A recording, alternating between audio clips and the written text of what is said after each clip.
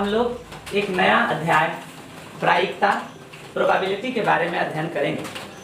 Probability अर्थात प्रायिकता। प्रायिकता का अर्थ संभावना व्यक्त करना होता है। जैसा कि हम सभी जानते हैं कि मानव जीवन अनिश्चितताओं से भरा हुआ है और हम लोग अपने दैनिक जीवन में प्रतिदिन किसी न किसी रूप में किसी न किसी चीज़ का अनुमान लगाते रहते हैं। जैसा कि देश में चुनाव होता है और उसमें कौन सी राजनीतिक पार्टी चुनाव में विजय होगी, इसका भी कई प्रकार से लोग अनुमान लगाते हैं। प्रत्येक दिन खेल आयोजित होता रहता है, उसमें टॉस के रूप में या फिर कौन सी टीम मैच जीतेगी या हारेगी, इस संबंध में भी हम लोग अनुमान लगाते हैं। जैसे आज बारिश होगी या आज बारिश की प्रबल संभावनाएं हैं, इन सब के बारे में अनुमान लगाते हैं। अर्थात मानव जीवन अनुमान पर आधारित होती है।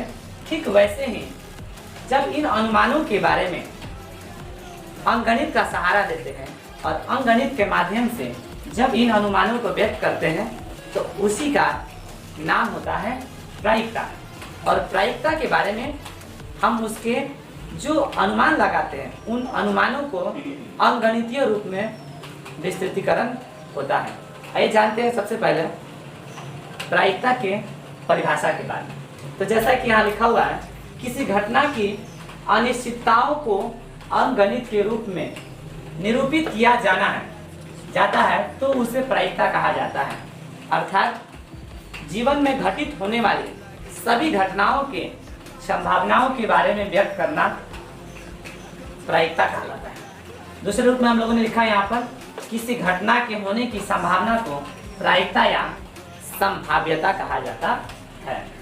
फिर इसको थोड़े से परिवर्तित रूप में हम ऐसे कर सकते हैं, किसी घटना के होने की संभावना को प्रायिकता या संभाव्यता कहते हैं। या प्रायिकता ऐसे प्रयोग को एक्सपेरिमेंट्स कहते हैं।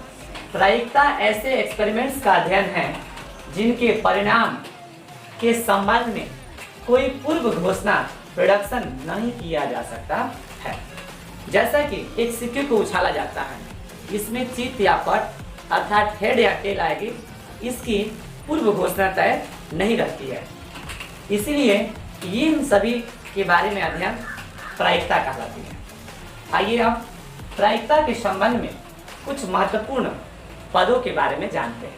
आइए जानते हैं, जैसे कि पहला नंबर लिखा हुआ है रैंडम एक्सपेरिमेंट्स। इस रैंडम एक्सपेरिमेंट्स को हिंदी में यादृच्छिक प्रयोग कहा जाता है। यादृच्छिक प्रयोग का तात्पर्य है कि हम लोग किसी भी घटना के बारे में जब अध्ययन करते हैं, उनका अनुमान लगाते हैं, तो उनके बारे में कोई पूर्व घोषणा नहीं रहता है। जैसे एक पासे को फेंका जाता है, उस पासे में 1 से लेकर 6 तक अंक लिखा रहता है। उन 1 से लेकर 6 तक के अंकों में वह कौन सा अंक ऊपर आएगा, इसकी पूर्व घोषणा नहीं है। इस प्रकार यह एक प्रकार का यादृच्छिक घटना है। जैसे एक सिक्के को फेंकेंगे, हेड या टेल होगी, इसकी भी संभावनाएं निश्चित नहीं है और इसे ही हम लोग क्या कहेंगे, यादृच्छिक प्रयोग रैंडम एक्सपेरिमेंट्स कहा जाता है। रैंडम एक्सपेरिमेंट्स का तात्पर्य हुआ कि वह घटना जिनके बारे में कोई पूर्व घोषणा नहीं रहती है, केवल संभावना व्यक्त की जाती है, तो उसे रैंडम एक्सपेरिमेंट और हिंदी में यादृच्छिक घटना कहा जाता है। आइए अब चलते हैं दूसरे टॉपिक की ओर, जिसमें लिखा हुआ है इक्वल लाइकली इवेंट्स, यानी इसका हिंदी में कहते हैं समप्रायिक घटना। इसको हिंदी में कहते हैं समप्रायिक घटना। ये समप्रायिक घटना क्या है, इसके बारे में जानना जानते हैं।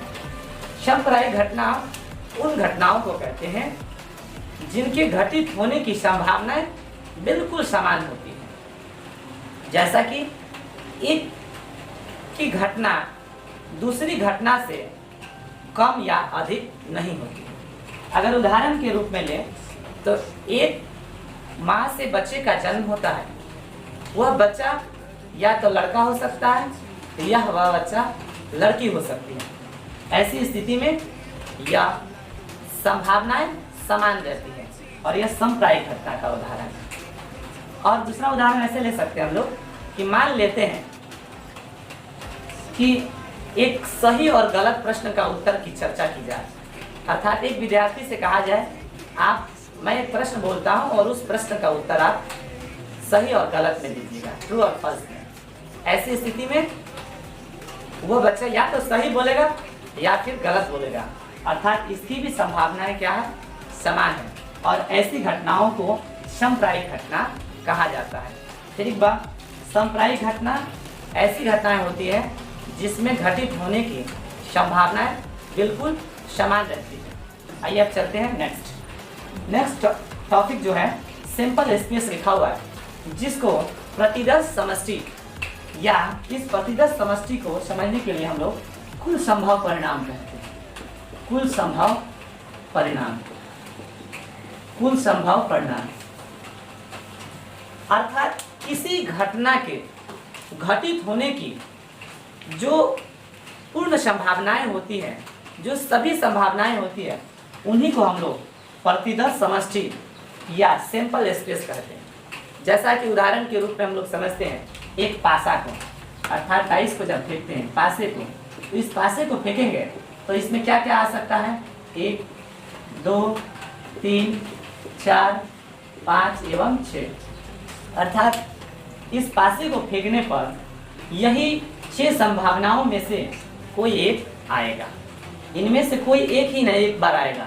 इस प्रकार कहेंगे कि किसी भी घटना के बारे में जब सभी संभावनाओं के बारे में अध्ययन करते हैं तो उसको हम लोग सैंपल स्पेस अर्थात प्रतिदर्श समष्टि के रूप में जानते हैं।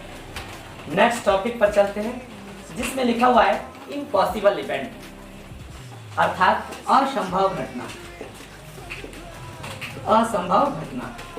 अब असंभव घटना है क्या, वैसी घटना जिसकी घटित होने की संभावना बिल्कुल नहीं है, तो ऐसी घटनाओं को असंभव घटना कहते हैं।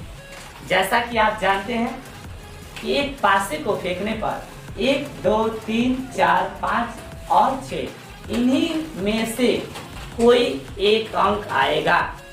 लेकिन अगर मैं कहूं कि एक पासे को फेंकने पर संख्या 7 आने की प्रायिकता क्या होगी, क्या यह संभव है? 1 से लेकर 6 में कभी 7 आ सकता है? नहीं आ सकता है। अर्थात ये असंभव घटनाएं है। अगर कहा जाए सभी सम संख्याओं के समूह में 3 आने की प्रायिकता क्या होगी? जब बात हो रही है सम संख्याओं की जिसमें 2 से भाग लग जाने की, तो उसमें 3 आ ही नहीं सकता है। अर्थात सम संख्या के समुच्चय, सम संख्या के ग्रुप में 3 आ नहीं सकता। इस प्रकार यह इम्पॉसिबल है। अगर ऐसे भी बात किया जाए कि संसार में कितने लोग अमर रहेंगे, इसके बारे में भी संभव नहीं है। अर्थात यह भी क्या है, असंभव घटना है। और याद रखिएगा, असंभव घटना की प्रायिकता 0 होती है। असंभव घटना की प्रायिकता 0 होती है। अब हम लोग चलते हैं नेक्स्ट टॉपिक की ओर, जिसका है लिखा हुआ है श्योर इवेंट अर्थात निश्चित घटनाएं। श्योर इवेंट को हिंदी में निश्चित घटना कहते हैं। निश्चित घटना ऐसी घटना जिसका घटित होना निश्चित है, उन घटनाओं को हम लोग निश्चित घटना कहते हैं। जैसा कि एक पासे को फेंकने पर 1 2 3 4 5 और 6 में से कोई एक आ सकता है, यह निश्चित है। इस प्रकार से यह क्या हुआ, एक निश्चित घटनाएं थी। अब देखिए, इसमें से भी हम कह सकते हैं कि एक पासे को फेंकने पर 7 से कम आने की प्रायिकता, तो यह तय है कि एक पासे को फेंकने पर जितने भी अंक है पासे में सभी के सभी 7 से कम है। अर्थात यह एक क्या घटना है, निश्चित घटना है। और ध्यान रखेंगे, जो निश्चित घटनाएं होती हैं उनकी प्रायिकता 1 होती है। इस प्रकार ये प्रायिकता के संबंध में कुछ महत्वपूर्ण बिंदुएं रहा जिनके बारे में हम लोगों ने अध्ययन किया। प्रायिकता की उत्पत्ति के बारे में अगर चर्चा की जाए तो प्रायिकता की उत्पत्ति फ्रांस देश में एक बड़े बड़े जहाँ जुआरी संस्थान था, उन जुआरी में जुआ खेलने वालों के बीच में जीत हार को लेकर समस्या पैदा हुआ। और यही समस्याओं के बारे में जब हमारे गणितज्ञ और वैज्ञानिकों के पास पहुंचे तो उन्होंने इसके बारे में अध्ययन करते हुए एक सिद्धांत को जन्म दिया, जिसे हम लोग प्रायिकता सिद्धांत के नाम से जानते हैं। इन प्रायिकता सिद्धांत के बारे में कई गणितज्ञों का राय रहा, जिनमें Fermat, Galileo, Pascal, Bernoulli, Gauss, Euler, इन सभी गणितज्ञों और वैज्ञानिकों की प्रायिकता सिद्धांत में अहम भूमिका रही है। आजकल तो प्रायिकता के बारे में इकोनॉमिक्स अर्थात अर्थशास्त्र में भी इसका सिद्धांतों के बारे में अध्ययन किया जाता है। तो इस प्रकार प्रायिकता सिद्धांत के बारे में प्रयोग हुआ।